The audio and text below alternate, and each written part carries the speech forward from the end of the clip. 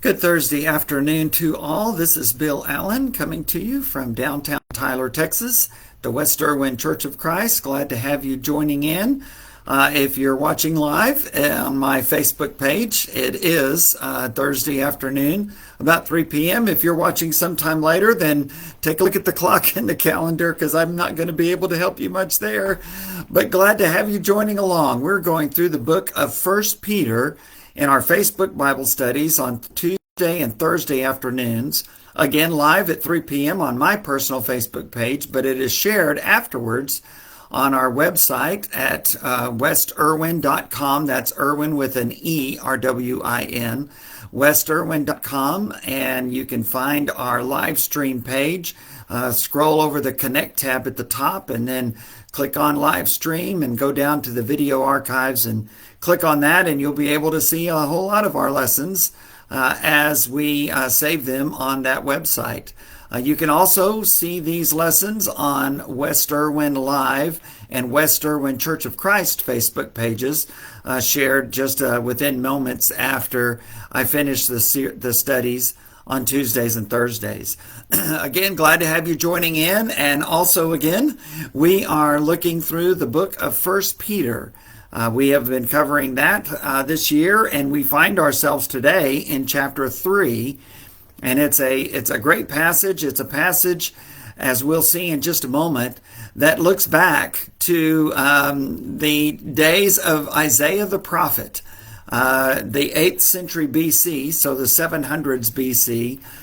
But first of all, let's look at the passage that leads up to the one that we will be covering today. This is what we looked at this past Tuesday in 1 Peter chapter 3, starting at verse 8.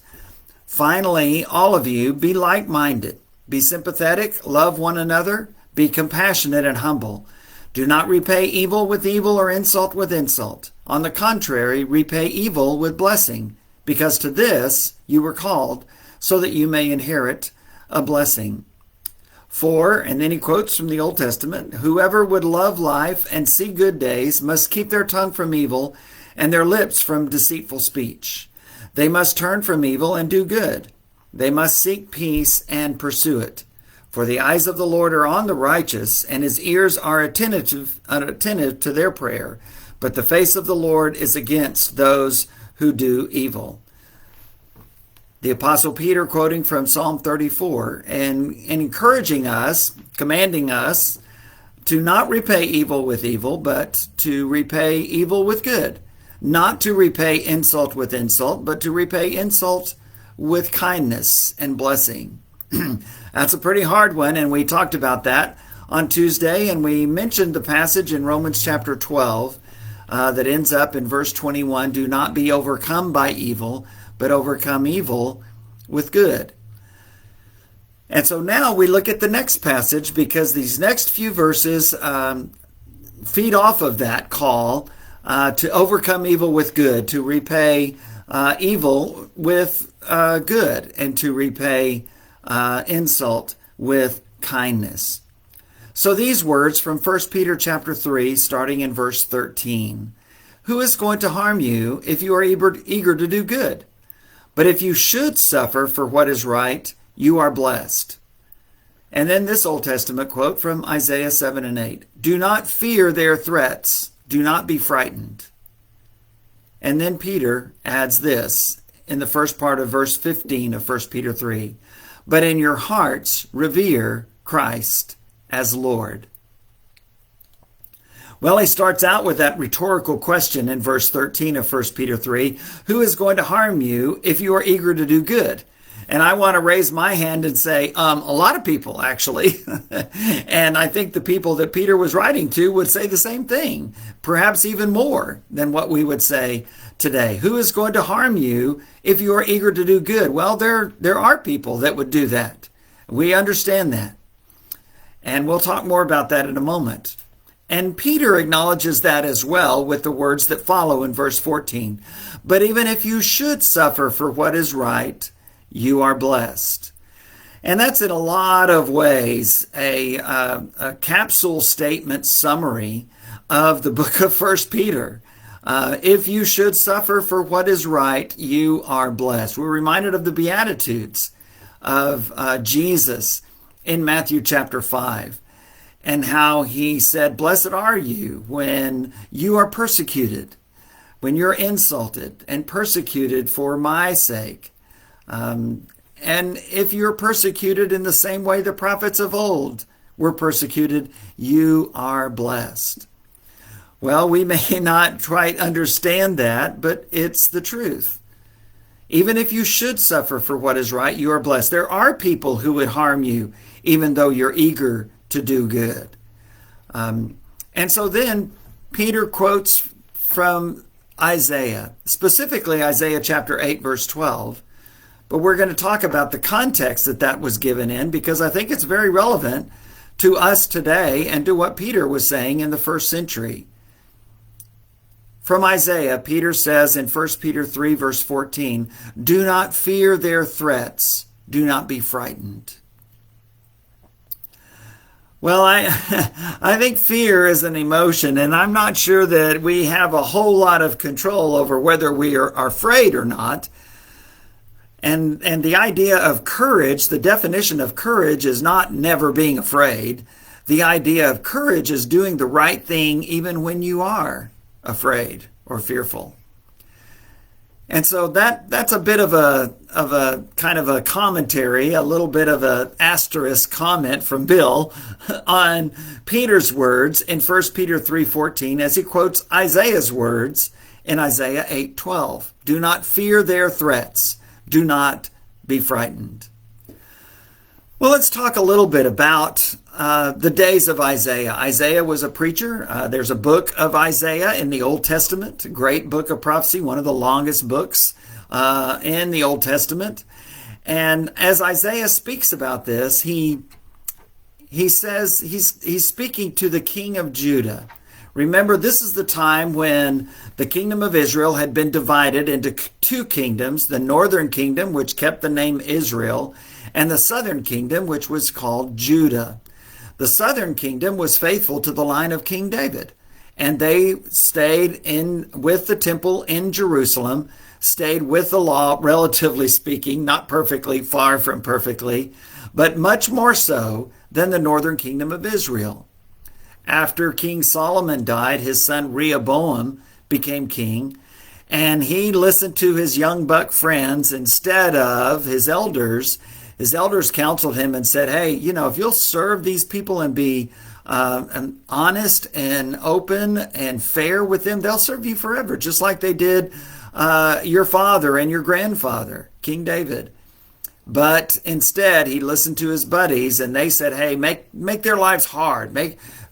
Crack the whip, man. Make them suffer if they get out of line." And the people rebelled.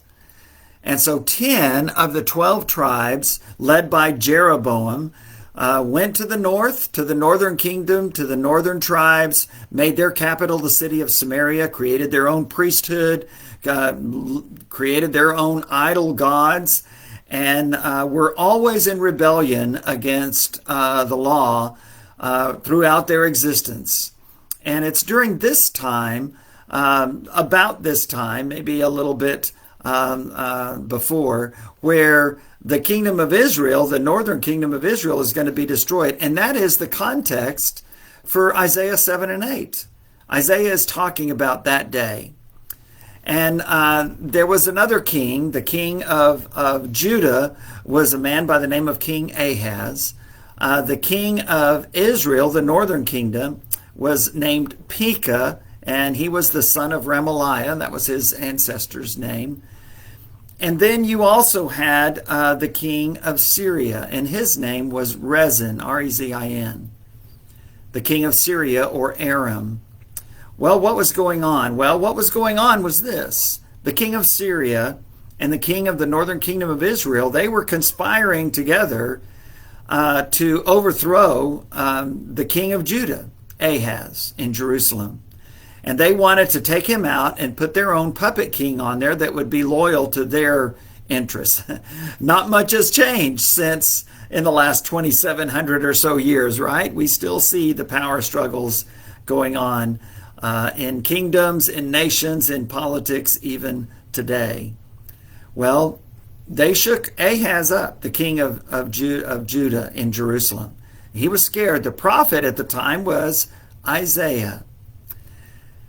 And so God tells Isaiah, I want you to have him give a message to King Ahaz of Judah in Jerusalem. And this is what he said in Isaiah 7, beginning at verse 4. Say to him, be careful, keep calm, and don't be afraid. Do not lose heart because of these two smoldering stubs of firewood, because of the fierce anger of Rezin, the king of Syria, and Aram, or Syria, and of the son of Remaliah. He doesn't even call the king of the northern kingdom of Israel by his name. He just refers to him as the son of Remaliah. That's how little respect God and the prophet Isaiah had for him.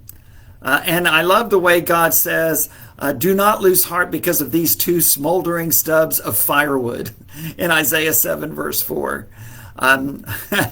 They're like burning pieces of wood that are about to burn out. They're tiny. Well, he goes on in verse 5 of Isaiah 7, Aram or Syria, Ephraim, which is another name for the northern kingdom of Israel, and Remaliah's son, again the king of Israel, have plotted your ruin, talking to the king of Judah, saying, let us invade Judah. Let us tear it apart and divide it among ourselves and make the son of Tabeel king over it. We don't know much about that guy other than the fact that that's who they wanted to put on the throne in Jerusalem as a puppet king. Yet this is what the sovereign Lord says in verse 7 of Isaiah 7. It will not take place. It will not happen. For the head of Aram or Syria is Damascus. That's the capital of Syria. And the head of Damascus is only Rezin. That was their king. Within 65 years, Ephraim, the nation of Israel, will be too shattered to be a people. The head of Ephraim, or Israel, is Samaria. That's their capital. And the head of Samaria is only Remaliah's son. Again, Pekah, the guy that he had no respect for. If you do not stand firm in your faith, you will not stand at all. Now let's say this. The threat is real. The threat is very real. Those were two powerful nations, the northern kingdom of Israel, or Ephraim, and the nation of Syria, or Aram. And those two kings had armies, and they had power. And now they were conspiring together, and it was going to be 2 against 1. And the king of Judah, Ahaz, in Jerusalem, was right to be concerned. And so God sends him this message from the prophet Isaiah. Don't worry about those two smoldering stubs of firewood. And then he says this that we just read. Within 65 years, this is all going to go away. And we're thinking, how in the world could that happen? Well, we look ahead to the next chapter in Isaiah chapter 8, starting in verse 11. Isaiah 8, verse 11. This is what the Lord says to me, Isaiah writes, with his strong hand upon me, warning me not to follow the way of this people. Do not call conspiracy everything this people calls a conspiracy. You thought conspiracy theories were new. No. They've been around for at least 2,700 years plus, actually longer. Again, Isaiah 8, verse 12. Do not call conspiracy everything this people calls a conspiracy. Do not fear what they fear, and do not dread it. That's the exact quote that Peter uses in 1 Peter 3. Again, verse 12, the end. Do not fear what they fear, do not dread it. The Lord Almighty is the one you are to regard as holy. He is the one you are to fear. He is the one you are to dread. He will be a holy place for both Israel and Judah, all of God's people. He will be a stone that causes people to stumble and a rock that makes them fall. New Testament writers would look back at that passage and apply it to Jesus also.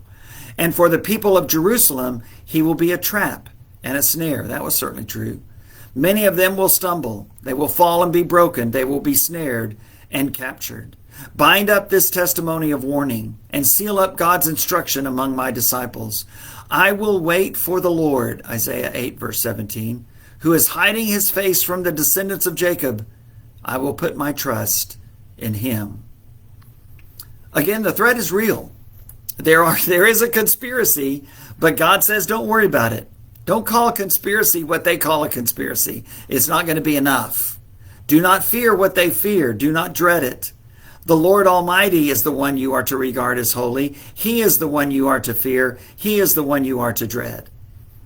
And what Isaiah is talking about here is that very high level of reverence and awe of God. Yes, it's referred to as fearing God. Fear God and keep his commandments. This is the whole duty of mankind, the wise man in Ecclesiastes said. And we see that throughout the Old Testament, especially in books like Proverbs and Ecclesiastes and Job and others. But Isaiah says, don't be afraid of what they're afraid of. Don't be afraid of their threats. Don't be afraid of their conspiracies. It is the Lord Almighty that you are to regard as holy. He is the one you are to fear. He is the one you are to dread. Even if it doesn't happen right away, God will deliver you.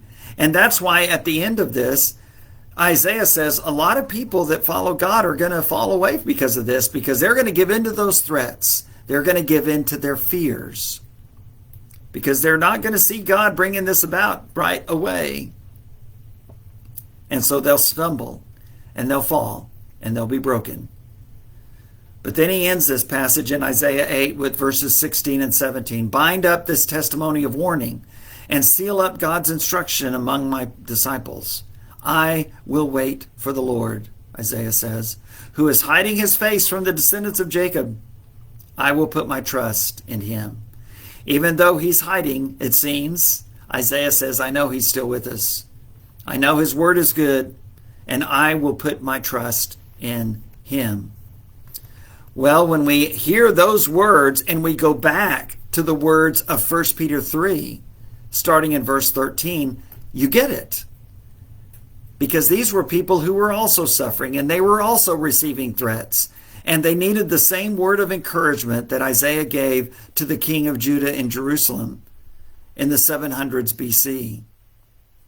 And it's the same word of encouragement that we need today when we face fears and threats and difficulties. 1 Peter 3 verse 13, who is going to harm you if you are eager to do good? But even if you should suffer for what is right, you are blessed. Do not fear their threats. Do not be frightened.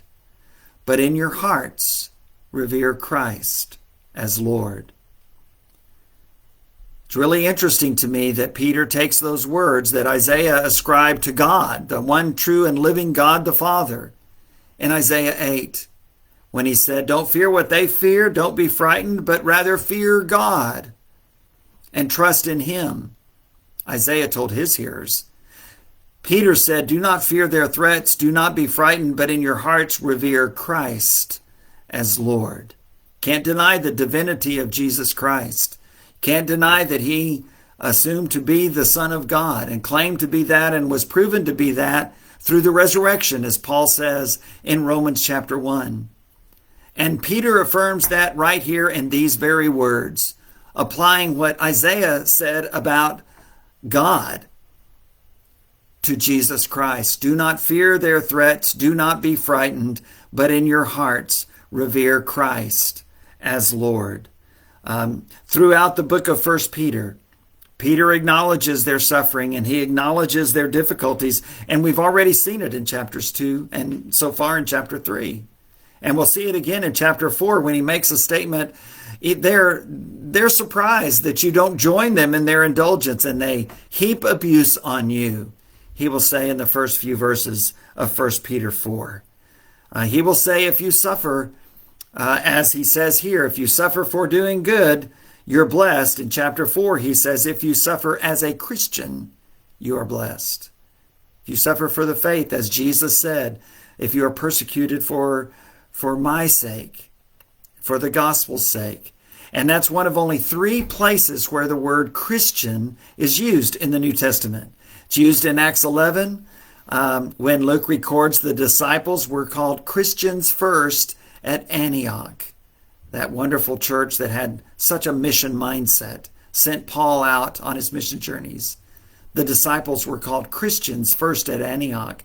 In Acts 26, as Paul was under arrest and was witnessing before King Agrippa, he shared with him his story and he shared with him the gospel. And Agrippa responded by saying, Paul, do you think in such a short time you could persuade me to become a Christian? The traditional King James translation, almost thou persuadest me to be a Christian. And of course, Paul responds and says, I would love that more than anything else. And the third example, or the third use of the term Christian, is in our book, 1 Peter, and it's in 1 Peter chapter 4.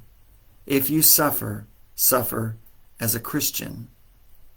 Don't suffer for doing wrong. Don't suffer because you deserve it.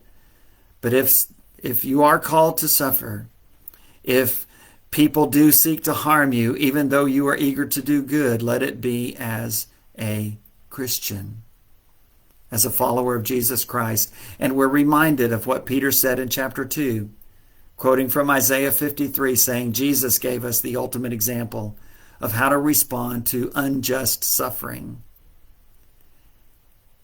And he said on the cross, he entrusted himself to him who judges justly. In 1 Peter chapter 2, verse 23. And that's what he's saying still. Who is going to harm you if you're eager to do good? Well, there are some people that would do that. Jesus himself acknowledged that. He experienced it and he acknowledged it. He said in John 16, verse 33, in the world you're going to have trouble. But he also said in John 16, verse 33, I've told you these things so that you might have peace in spite of the trouble. I have overcome the world, Jesus said. And that's how we can have peace. We have peace through his presence, and he promised that presence. Just as God promised Joshua in Joshua 1, I will never leave you nor forsake you. And the writer of Hebrews remembers that statement in Hebrews 13 and reminds his readers of that. Jesus himself said in Matthew 28, verse 20, I will be with you always, to the very end of the age. We have the presence of Christ with us, just as King Ahaz of Judah had God's presence with him. And in that passage in Isaiah 7 and 8, he talks about a little boy running around by the name of Emmanuel, not born of a virgin, but born of a young woman. But Isaiah said there'll be a little boy running around and his name will be Emmanuel, which means God with us. And Ahaz, he will be a sign for you. He will be a reminder to you of God's presence, that you don't have to fear what they fear, and you don't have to be afraid of their threats and be frightened. Well, Jesus came, and Matthew says he was born in a very special, unique way, born of a virgin in an extraordinary, miraculous way, so that he would be called Emmanuel, fulfilling that Isaiah 7 prophecy that maybe they didn't even know was a prophecy. But it's a speaking of God's presence, God with us. Just as God was with King Ahaz of Judah, and he did not need to be afraid. God had it. Those two smoldering stubs of firewood would not overcome him. And sure enough, before 100 years were out, in fact, in just a matter of a few decades, the king of Assyria, the world power, fought against the king of Aram or Syria and defeated it and carried them away into exile. The king of Assyria fought against the northern kingdom of Israel and defeated them and carried them off into exile. But because the king Ahaz's son, Hezekiah in Jerusalem, of Judah, listened to the words of Isaiah and was willing to trust in him, the southern kingdom of Judah was delivered, and they were saved. And they were saved from this conspiracy of Syria or Aram and the northern kingdom of Israel, and they were saved from the attacks of the king of Assyria, even though he was the world empire at the time. Why does God do that? Well, he does that so that when we read these words, in 1 Peter 3, we know that they're for us, not just for King Ahaz in the 700s BC, not just for the Apostle Peter and the Christians in modern-day Turkey in the first century, 2,000 years ago almost, but they are for us today as well. To revere Christ as Lord, to hold Jesus Christ in the highest place in our hearts, to fear Him above all else, to worship Him, to revere Him, to hold Him in the highest place of reverence above all else. We'll close with this reading once again of 1 Peter 3, starting in verse 13. Who is going to harm you if you are eager to do good? But even if you should suffer for what is right, you are blessed. Do not fear their threats. Do not be frightened, but in your hearts revere Christ as Lord. I pray you'll have a good weekend and that you'll feel God's presence with you in every situation. God bless.